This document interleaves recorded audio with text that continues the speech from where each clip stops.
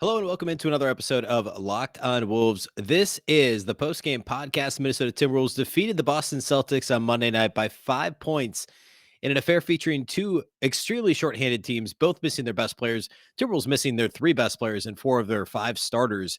And yet it was an extremely entertaining game. Greg Monroe, a fantastic Timberwolves debut in his first NBA performance in almost 3 years.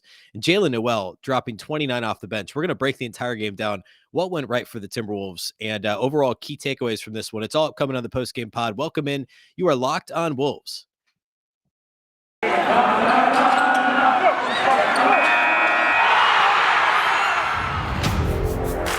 You are Locked on Timberwolves, your daily Minnesota Timberwolves podcast.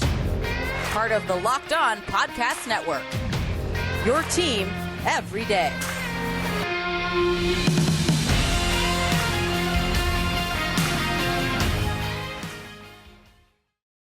Hello and welcome to the Locked on Wolves podcast, part of the Locked on Podcast Network, your team every day. My name is Ben Beecken. I'm the host of Locked on Wolves. I'm also the editor of Dunking with Wolves, the Timberwolves site on the Fansided Network. Today's episode of Locked on Wolves is brought to us by Truebill.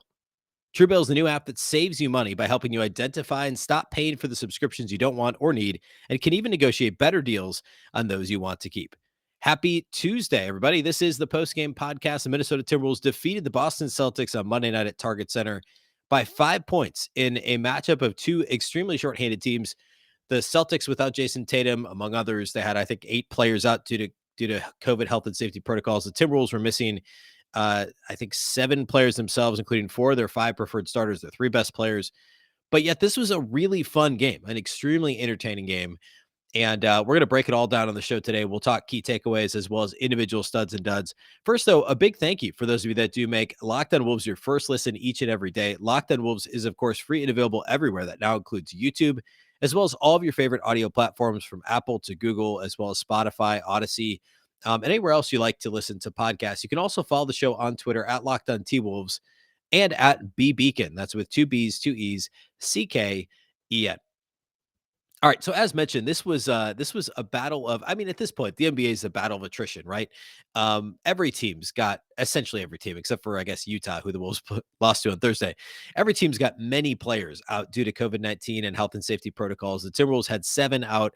They got 2 guys, well, actually 1 player back who'd been in the protocols, and that was Josh Okogie, who started in this game after missing the past 10 days. Patrick Beverley was listed as questionable. He practiced yesterday. He was on the bench, but not dressed for this game. And since the Timberwolves last played on Thursday, D'Angelo Russell and Naz Reid were both entered into health and safety protocols. The Wolves were still down 8 guys if you include Patrick Beverley. It's reasonable to assume Pat Bev might play on Tuesday. Of course, there's a back-to-back. The Wolves host the Knicks tomorrow night. But in this game, the Timberwolves only had, I guess they dressed what? They dressed 11 players. However, 3 of them were on 10-day deals. Chris Silva, Rajon Tucker, and Greg Monroe. 2 of them were two-way players, or excuse me, just one, because McKinley Wright is out in health and safety protocols himself. That's Nathan Knight. He started in this game. Leandro Bolmaro, it basically has been out of the rotation, didn't play in this game. He's a rookie. So this, I mean, you look at Jake Layman wasn't a rotation player all year. Jaylen Nowell wasn't a rotation player at the start of the year. So you look at this team, the Timberwolves had 3 players appear in this game who have been regular rotation players this year: Jaden McDaniels, Josh Okogie, and Malik Beasley. And really, Josh Okogie hasn't even been in the rotation all the time when healthy either. So they had essentially 2 rotation players play in Malik Beasley and Jaden McDaniels. 4 starters out: Karl-Anthony Towns, Anthony Edwards, D'Angelo Russell, Jared Vanderbilt. Actually, all 5, now that I say that, Patrick Beverley as well, didn't play. So all 5 starters out, 2 regular rotation guys, 3 10-day players, a 2-way player, all appeared in this game for the Timberwolves, or were among the 11 active players for the Wolves. Now, the Celtics, of course, are without Jason Tatum. There were some other guys missing as well, but they did get back Grant Williams, who'd missed some time due to COVID-19 protocols. They did get back Al Horford, who had missed some time due to COVID-19 protocols. No Jason Tatum, but Jaylen Brown did play in this game. The Celtics were 6.5-point favorites on betonline.ag before the game. And I wrote about this on Dunking with Wolves for the game preview. I thought that line was a little bit aggressive with no Jason Tatum. I mean, in Minnesota, the Wolves haven't played. They're on 3 days rest. They're, motivated to come back and play well. There's guys getting an opportunity. We knew Jason Tatum wasn't going to play. I was a little surprised. I mean, the Celtics are. I mean, now they've got a worse record than the Timberwolves. They came into this game a half game better than the Wolves. The line to me should have been a couple of points. I understand why the Celtics were favored, but being favored by so much seemed really aggressive, and that's what happened in this game. Boston went out to a little bit of an early lead. They're up 6 at the end of the first quarter, but this was a good game early. I mean, it was close, a little bit of sloppy offense early. It was a 7-1 Celtics lead at first, but then Minnesota played well the rest of the quarter. Boston extended their lead at the end of the second quarter after the Wolves had kind of caught up.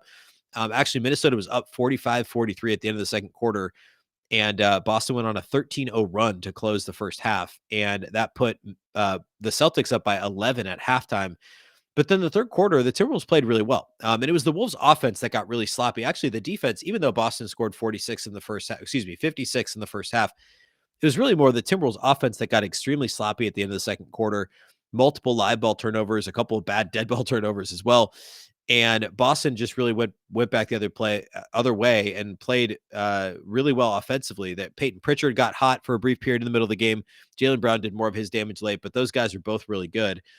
Grant Williams did some damage from deep off the bench. For the most part, the Celtics don't have that many great 3-point shooters.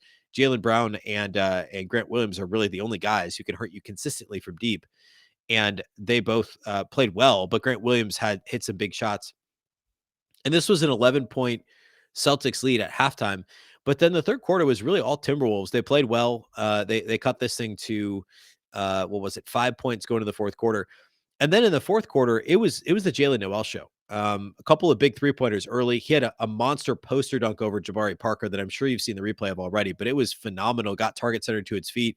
Really unexpected. Drove from the right wing and just threw it down over Parker, who tried to contest him at the rim.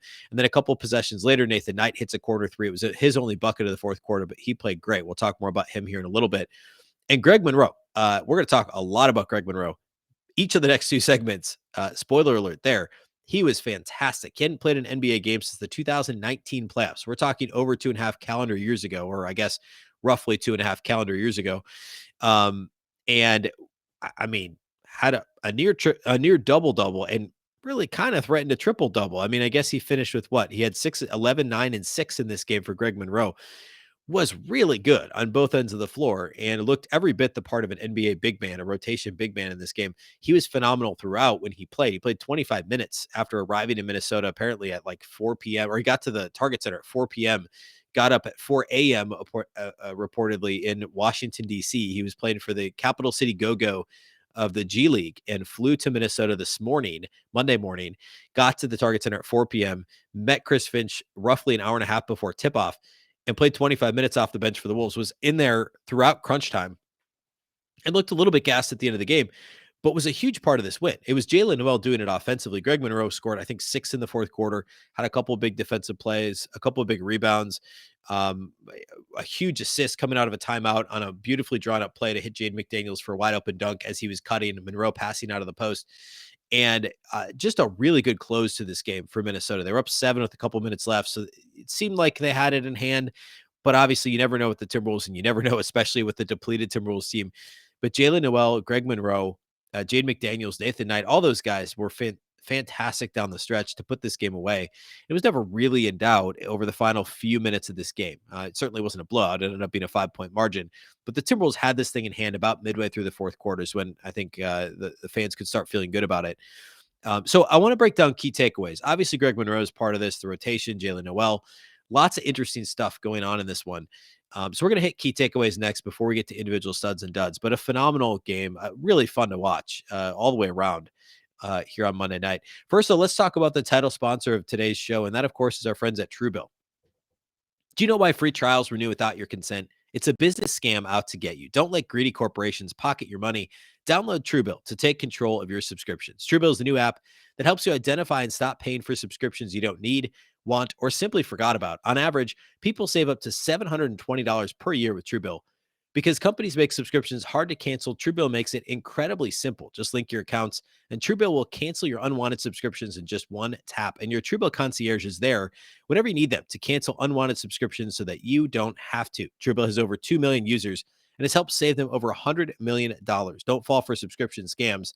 Start canceling today at Truebill.com/LockedOnNBA. Go right now, Truebill.com/LockedOnNBA. It could save you thousands per year. Truebill.com/LockedOnNBA. On NBA.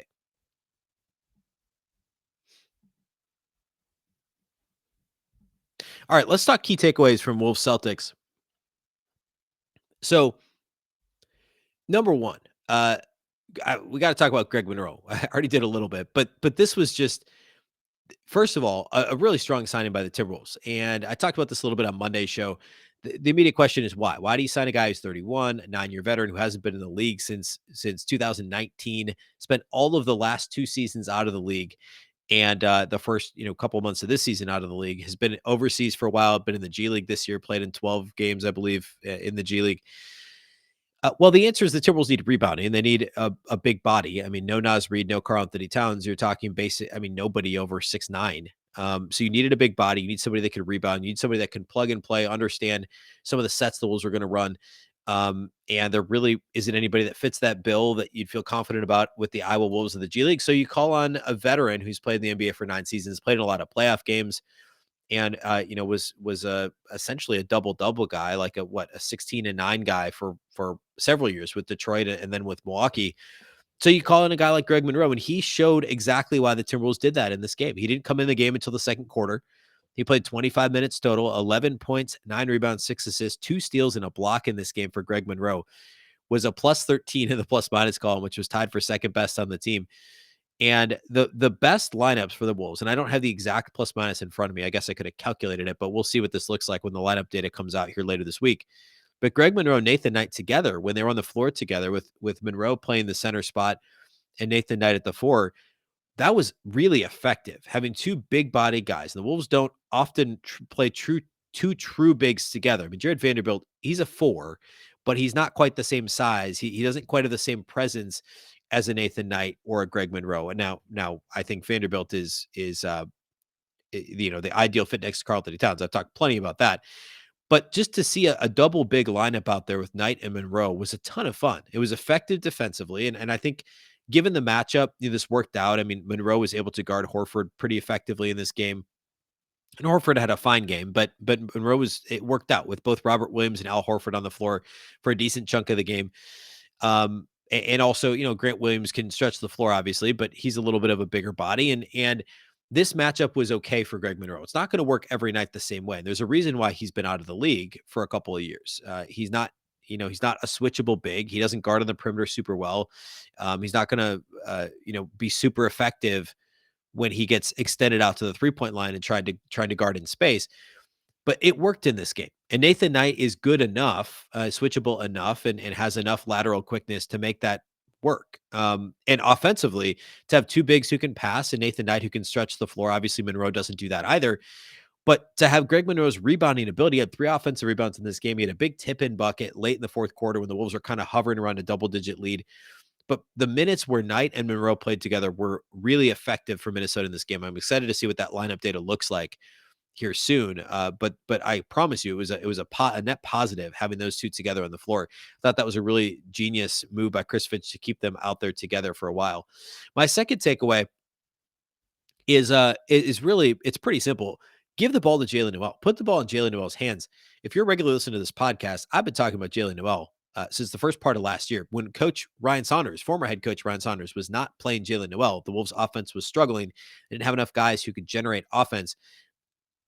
I was clamoring for Jaylen Nowell to be in the lineup. Finally, late January of last season, they put Nowell in the lineup, has a good stretch, gets hurt, ends up kind of in and out of the lineup, dealing with, I think it was a hamstring injury last year, and played a little bit once Chris Finch took over, but wasn't quite the same player as he was pre-injury. Didn't get the opportunity this year. I thought maybe he'd be the 10th-ish guy in the rotation, but Taurean Prince got that role instead, and then it was Leandro Bolmaro got the opportunities before Jaylen Nowell. Finally, Jaylen Nowell gets his opportunity here these last couple of games and has played really well. He came off the bench in this one, played 35 minutes, which was the 3rd highest mark on the team coming off the bench, and had 29 points on 10 of 18 shooting, 6 of 9 outside the arc, 6 rebounds, 3 assists, and a steal in this game. Only 1 turnover in 35 minutes for Jaylen Nowell. Now, he often wasn't the one initiating the offense, but he was for part of the game. Jordan McLaughlin played 32 minutes. Nowell was essentially the de facto backup point guard in this game. No Patrick Beverly, no D'Angelo Russell, no McKinley Wright, no Leandro Bolmaro did not play in this game. He was a DNP CD. So Jaylen Nowell was operating the second unit for roughly 15, 16 minutes in this game. and playing off the ball with McLaughlin. And he was really, really good. I mean, this was a really strong game from Jaylen Nowell all the way around. And I don't see how you keep him out of the rotation, even if he is that microwave kind of second unit, 6-man type scorer. I've talked forever about how Malik Beasley is not your 6-man type guy, right? He relies on the rest of the team's offense, not to rehash the whole thing, but he needs to play with good players to be at his most effective. He needs to play with the Karl-Anthony Townses and the D'Angelo Russells, the Anthony Edwards. He needs others to draw defense. And then you run plays for him every now and again, but he feeds off the transition opportunities, off the kickouts, off of a couple of plays, maybe a play or two, a half called for Malik Beasley to get, pinned down to get him a wide open 3-pointer. That's how Malik Beasley scores. He's not going to be the guy that comes in off the bench like a Jamal Crawford or like a Troy Hudson, if you want to talk 2003 Timberwolves or whatever. He's not that guy. He's Jaylen Nowell is a different player than Malik Beasley. He is that guy. He's somebody who can hunt his own shot. He can score off the dribble. He can score in transition. He can score at all three levels. There's actually some similarities between Jaylen Nowell's game and D'Angelo Russell's game. Think of a more athletic D'Angelo Russell who leans a little bit more towards scoring. He's not the passer that D'Angelo Russell is, but he can create. I think his ability to create for others and distribute is maybe a little better than an Anthony Edwards, and he's not quite the athlete that Anthony Edwards is. But his game is somewhere in between D'Lo and Anthony Edwards in how he plays and his profile, more so than it is Malik Beasley. He's not Malik Beasley. Malik Beasley does not generate his own offense. He is a very good player as your third, fourth option on any given night. Jaylen Nowell could be the guy in an offense. I mean, you don't want him to be the guy. He's not a number one option necessarily for a playoff team, but when he's on the court, he can be the guy. He can be the guy with the ball in his hands and scoring in a variety of ways, creating for others. We saw that in this game. And I don't know I don't know what this rotation looks like. I mean, by the time the team's full strength, we could be talking 2-3 weeks down the road. Who knows with the way things are going from a COVID perspective. But I mean, who are you going to take out of or how are you going to justify not playing Jaylen Nowell after we've seen what he can do over the past couple of games, which is, really just kind of an extension of what we were pretty sure he could do after last season. So last key takeaway is that this particular rotation for the Timberwolves, sans Towns, sans Edwards, sans Russell, there's no ball stoppers. Malik Beasley likes to shoot the ball. Jaylen Nowell likes to shoot the ball. They tied for the team lead. Each had 18 field goal attempts, but they had 4 players who had 11 or more field goal attempts. They had 6 players who had 9 or more field goal attempts. There were 7 players who had 7 or more field goal attempts. This was a really well-rounded offensive game for Minnesota. They scored in the paint. They scored from the 3-point line. They got to the free throw line a little bit as well. And you just had a bunch of guys who are more than happy to swing the ball and to rotate the ball and to give. I mean, at times the Wolves almost overpassed, quite frankly. It was just a really solid offensive game in that they were all trying to get each other involved. They were passing up good shots for great shots. And that was just a really consistent theme in this game. And maybe it's, these guys getting the opportunity to play and just wanting to be part of the team and knowing that, like, hey, there's no D'Lo out here to save us. There's no Karl-Anthony Towns to throw the ball into and watch him get doubled and try and give him an angle to get a pass away. This was, hey, we're all in this and we're all going to have the opportunity. But it easily could have swung the other way, right? It could have been, hey, I'm going to be the hero tonight. We didn't really see that. Malik Beasley forced some stuff early. Jaylen Nowell maybe forced some stuff late, but I mean, he was efficient and effective, so that didn't really matter. And those are the 2 guys you would want to take the most shots. They're the 2 guys you want to shoot the most threes on the team, and they did. I mean, they combined to shoot 19 threes in this game, but they made 9 of them. I mean, that's great. That's outstanding. They shot the most, period. They shot the most from outside the arc, and they were both on the floor in crunch time, which is what you would expect. You need somebody to lead you in scoring. You need somebody to lead the way, and those 2 were the best 2 to do it. I thought that there was just overall a good balance in terms of the Wolves' offense in this game, and that's not certainly to suggest that, hey, the Wolves are better without their best players, because that would be ridiculous.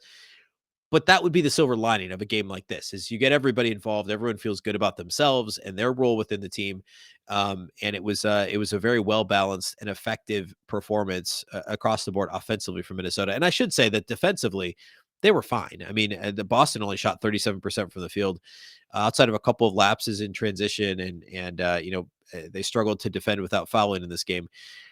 in general, the Timberwolves defended well. Peyton Pritchard killed them at points in the game. Thankfully, Boston struggled from the free throw line, especially late in this one. They missed, I think, 4 free throws in the second half of the fourth quarter. It was pretty crazy. But just generally speaking, the defense was solid in this one as well. Okay, I want to close by looking at individual studs and duds, as we always do. So we're going to do that next. First, though, let's talk about our friends at betonline.ag.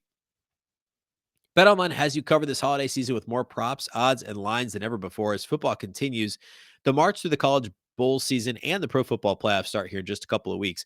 BetOnline remains your number one spot for all the sports action this season. Head to the website or use your mobile device to sign up today. Receive your 50% welcome bonus on your first deposit. Just use our promo code Locked On to receive that bonus.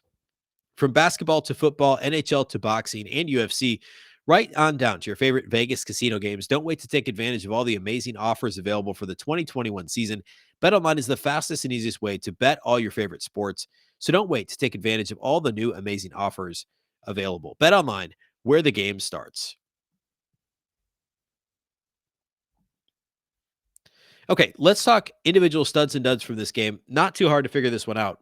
Number one stud, it's got to be Jaylen Nowell. I mean, he was the key fourth quarter guy in this game. He scored 11 of his 29 points in the fourth quarter. Overall, 10 of 18 shooting, 6 of 9 outside the arc, 3 of 4 at the line, 6 rebounds, 3 assists, and a steal in this game. And as I mentioned earlier, just 1 turnover in 35 minutes for Jaylen Nowell. If he can, I mean, obviously, if he can score 29 points and greater than 50% shooting and make 2 out of every 3 of his 3-point attempts and only turn it over once in 35 minutes, I mean, that's an all-star caliber performance, right? So the Wolves, if they could get 80% of this out of Jaylen Nowell on a nightly basis, certainly now with so many players out, but if they can get 65% of this on a nightly basis, once everybody comes back, he's going to be a rotation guy. This was just a well-rounded performance from Nowell. He played hard. He said something post-game about how Timberwolves fans just want players who play hard and they want to do that.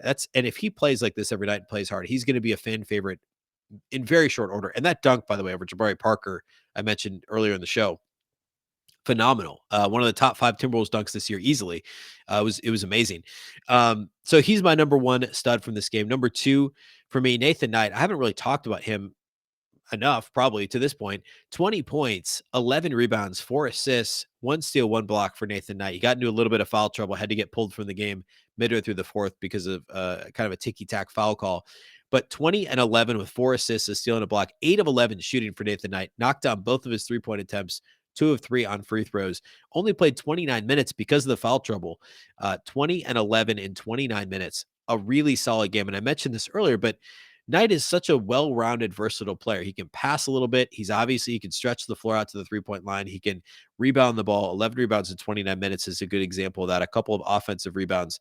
Just an active player, a smart player, a hustle player. He had a big block. His block shot was on a 3-point attempt in the corner where he swatted the shot and crashed out of bounds. Just a true hustle play, getting back in transition and getting the block on a quarter 3-point shooter is not something you're going to see all the time from, I don't know, your 5th string backup big, right?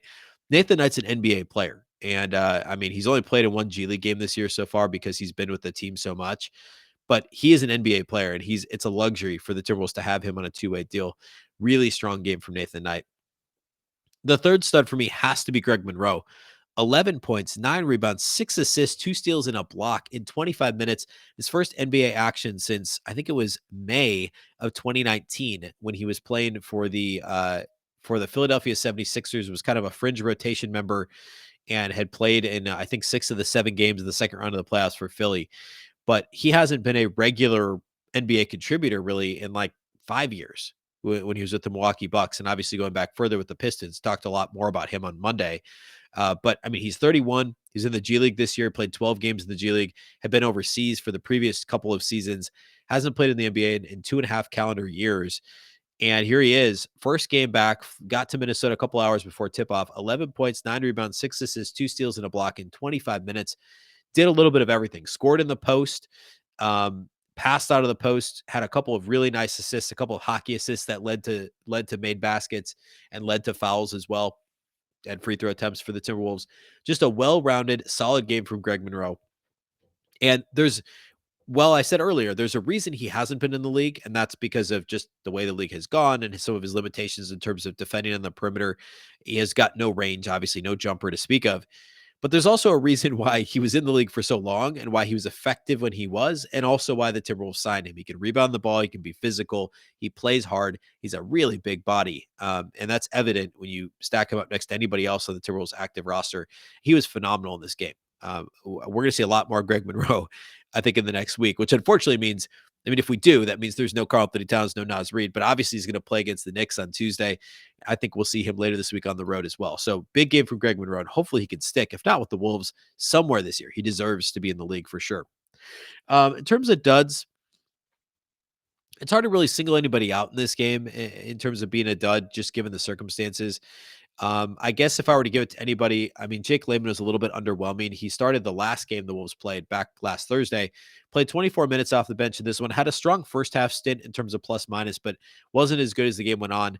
Finished with 6 points on 7 shots, 4 rebounds, 3 assists. No turnovers, but he missed all 3 of his 3-point attempts. So not the best performance. Chris Silva only played 3 minutes. By the way, his official Timberwolves debut. He played, of course, in training camp and has been in preseason. Was in training camp, has been in the G League and now been on the roster for a week. But this was his first game action. Played 3 minutes in the first half of this game, and didn't really do anything. He had a rebound, but was relatively quiet. So no true duds in this game for Minnesota. But I guess if I had to give one, it would be Jake Layman. Still, though, a well-rounded game for Minnesota as a whole, a very strong performance. Yes, the Celtics were also shorthanded, but they were missing their best player. The Timberwolves are missing their 3 best players. Jaylen Brown was supposed to be the best player on the floor in this one. The Wolves did a pretty good job limiting him. He shot 8 of 24. That's 33% for the field, 2 of 8 outside the arc. Did a lot of his damage at the free throw line, but missed some big free throws late, and also had 6 turnovers to only 4 assists in this game for Jaylen Brown. The Wolves did a really good job on him. Peyton Pritchard hurt them a little bit, but generally speaking, I mean, he only shot 8 of 22 as well, so it's not like he was completely lights out. And Minnesota's defense was strong overall. So this was an impressive win, a really strong close to the game in the fourth quarter as well. And of course, they get to turn around and do it again on Tuesday against the New York Knicks at Target Center. After having 3 consecutive nights off, the Wolves get a back-to-back as they host Tom Thibodeau and the New York Knicks in Tibbs' first return to Target Center with fans in the stands. The Knicks are at 15-18 on the season. They've been alternating wins and losses now for the past few games. Most recently, though, they beat the Hawks by 14, which is a nice win. But they've also been blown out by the Wizards, the Celtics, and the Warriors all recently as well. So we'll see the Knicks at Target Center on Tuesday. We'll, of course, have the post-game pod immediately following that game as well. So be sure to tune in to the pod on Tuesday night. Thank you for making Locked On Wolves your first listen each and every day. The show is free and available everywhere. That, of course, includes YouTube, as well as all your favorite audio platforms from Apple to Google, Spotify to Odyssey. You can also follow the show on Twitter at Locked On T-Wolves and at Beecken with 2 B's, 2 E's, C-K-E-N. That's all I have for you today. Thanks again for listening to Locked On Wolves, part of the Locked On Podcast Network. Remember, the Locked On Network is your local experts on all the biggest stories. Once again, I'm Ben Beecken. This is the Locked On Wolves podcast, and we'll catch you next time.